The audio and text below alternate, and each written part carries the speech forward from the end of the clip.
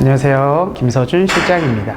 요즘 TV에서 결혼 관련 예능과 상담 프로그램들이 상당히 인기를 끌고 있는데요. 오늘은 그것과 관련해서 이야기를 한번 선생님들과 나눠보도록 하겠습니다. 오늘은 1번 유형에 대한 이야기를 좀 해보도록 할 텐데요. 1번 유형 같은 경우에는 어떻게 보면 가장 변하지 않을 가능성이 있는 책임감이 가장 강한 유형이라고 할 수는 있겠습니다. 대신에 단점으로는 책임감이 너무 강하면서 자신이 가지고 있는 기준을 통해서 상대방을 바라본다라는 단점이 있습니다. 그래서 나는 이렇게 해야만 돼 라는 부분들이 관계에 있어서도 타인에게 적용될 가능성이 있다라는 겁니다.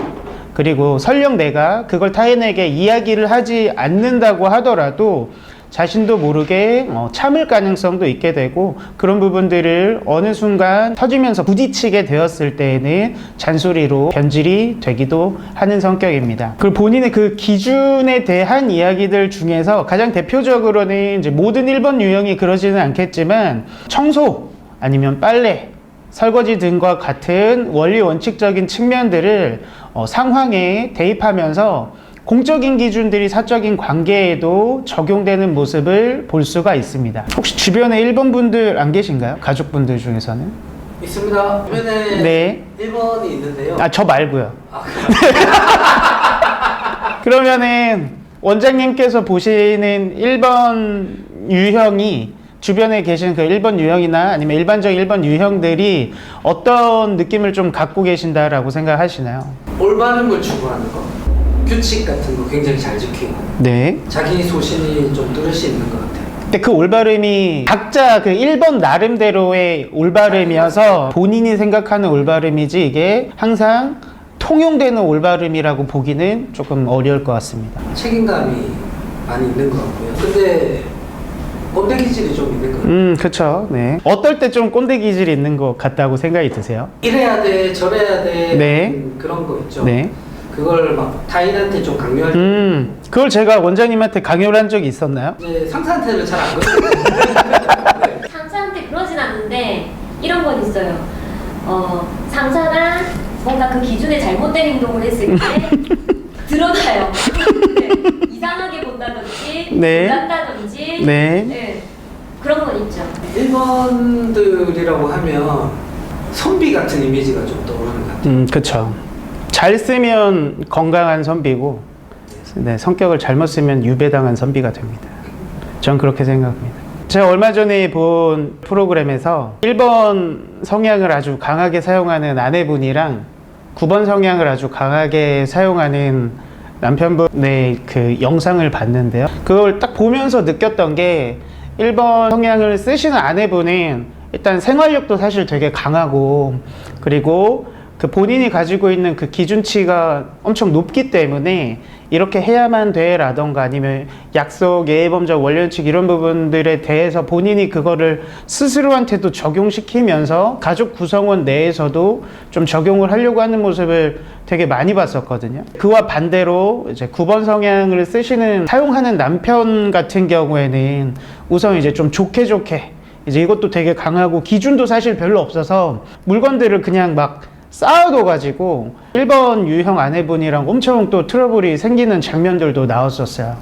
이제 그 장면들을 보면서 제가 조금 느꼈던 게 1번 성향들은 뭐 남성분, 여성분 상관없이 다는 안 그러겠지만 보통 이 청소에 대한 이슈가 강박으로 작용하는 경우들이 상당히 있다라는 게 좀 제 입장입니다. 네, 여기서 중요한 건 여기서 정화소통도 배우니까 이제 말씀을 드리는 부분들이 뭐냐면은 보통 이때 잔소리가 나가지 않습니까? 그때 사실 되게 중요한 게 내가 가지고 있는 기준을 가지고 상대방을 해석하고 있다라는 자각이 저는 필요하다라고 생각을 해요. 그래서 예를 들면 내가 지금 이런 틀을 통해서 상대방을 해석하는구나. 우리가 이거를 있는 사실로서 상황을 바라본다라고 생각은 하지만 내가 가지고 있는 기준 내지 틀로서 상황을 바라보는 거거든요. 그래서 그 부분들에 대한 자각이 우선 저는 첫 번째일 거라고 생각을 하고요. 물론 이제 관계는 한쪽만 잘한다고 되는 문제는 아니겠지만, 그리고 또 하나가 그땐 보통 내 기준과 상황이 다를 때 감정이 상당히 올라올 수밖에 없어요.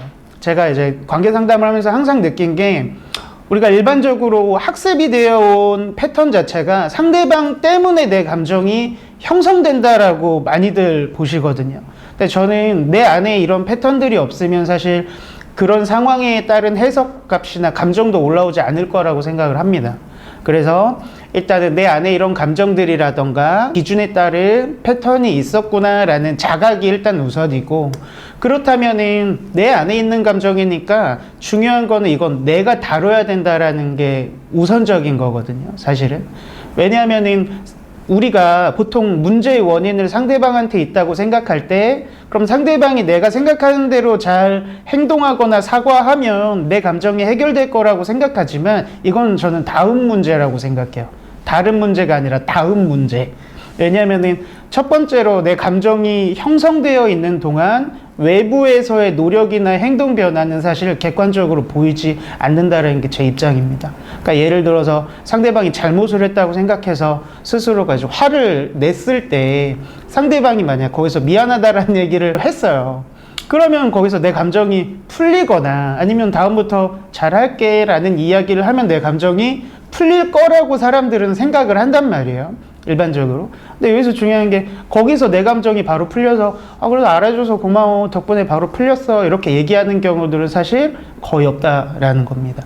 왜냐하면 예를 들어 내가 빨간 안경을 쓰고 상대방을 보고 있을 때에는 상대방이 사과를 한다고 하더라도 사실은 빨갛게 해석을 할 수밖에 없으니까 그땐 감정이 풀리기보다는 그 상황을 또다시 빨갛게 볼 수 있는 이유를 찾게 돼요. 미안해 라고 하더라도 미안할 거면 그러지 말았어야지 라던가 영혼 없어, 됐어, 필요 없어. 이게 사실 관계에서 반복이 되다 보면 연애에서 시작됐던 패턴들이 결혼에까지 이어지게 될 거고, 거기에서는 사람들이 많이들 흔히 오해하는 게 옛날에는 상대방이 안 그랬었는데 변했다라고 이제 많이들 좀 해석을 하시더라고요. 근데 그 만나왔던 삶의 궤적을 살펴본다라면은 나 역시도, 상대방도 물론 이제 잘 해야 되는 부분들이 있겠지만 나 역시도 상대방한테 그리고 나 스스로에 대한 부분들에 대한 이제 자각이 없었다라는 게 중요한 포커스라 좀 말씀을 드립니다. 그래서 우선 내 감정적인 부분들이나 내가 가지고 있는 기준적인 측면들을 잘 자각하고 해석하고 케어할 수 있을 때 상대방 입장도 자연스럽게 보일 거고, 왜냐하면 색안경이 내려가거나 이제 풀리면 있는 그대로의 색깔로 보일 거니까요. 그 상태에서의 상대방의 사과는 수용이 될 가능성이 있다라고 저는 봅니다. 그리고 이제 거기에서 봤던 이제 9번의 아주 평화주의자 느낌을 쓰는 남편분 같은 경우에는, 그러니까 부딪히는 건 싫은데 통제당하는 것도 되게 싫고 기준이 강하지는 않는데 계속 이제 아내분 입장에서는 기준을 계속 이제 강요하거나 아니면 고수를 하고 있는 입장이니까 다른 부분들을 이제 틀리게 볼 수밖에 없는 상황이었거든요.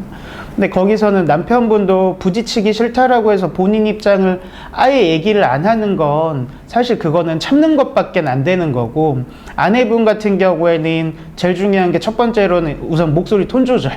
이게 됐을 때 평화주의자 남편이나 아내분들 같은 경우에는 얘기를 해도 안 부딪힐 수 있다라는 전제가 성립될 때 얘기를 하는 게 쉽거든요. 왜냐하면 어차피 얘기해봤자 상대방이 계속 빨간 안경을 쓰고 나를 보고 있으면 대화를 하던 안 하던 화가 나는 건 똑같으니까. 그래서 여기서 핵심은 이제 남편분은 참는 게 능사가 아니라는 거, 대신 이제 남편분 성향이면은 참았다가 나중에 자꾸 모아서 한 번에 터질 가능성이 있을 거예요. 그러면 이제 그 기간 동안 남편분도 특정한 색안경을 끼고 아내분을 해석할 수밖에 없을 거고, 그러면 사실 감정골은 더 깊어질 수밖에 없는 거고, 대화를 한다고 하더라도 잘못의 원인을 서로한테서 찾고 있는 상태에서 대화니까 이해가 없는 상태에서의 대화가 이루어지면 결국에는 대화 조금 하다가 또 부딪힐 수밖에 없습니다. 결국에 이런 부분들이 관계 상담에서 되게 많이 반복되거든요. 그래서 제가 항상 말씀드리는 것 중에 하나가 뭐냐면, 서로를 통해서 스스로를 보는 게 저는 되게 중요하다라고 생각해요. 그러니까 잘못의 원인을 상대방한테서 찾기보단 이제 잘못했다라는 개념이 아닌 내가 가지고 있는 패턴을 관계를 통해서 볼 수 있는 기회로서 쓸 수만 있다면 사실상 가장 이상적인 관계가 되지 않을까라는 게 제 입장인 거고요.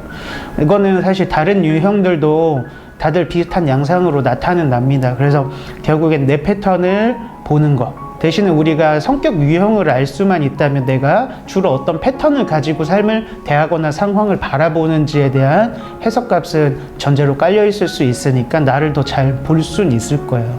그렇게 됐을 때는 이제 내가 아닌 다른 사람 그리고 내 가족이라던가 직장 동료들도 일단은 내 색안경을 내려놓고 볼 수 있으니까 좀 더 있는 그대로 볼 수 있을 거고, 이렇게 되면 사실 스트레스 관리는 자연스럽게 되는 거거든요.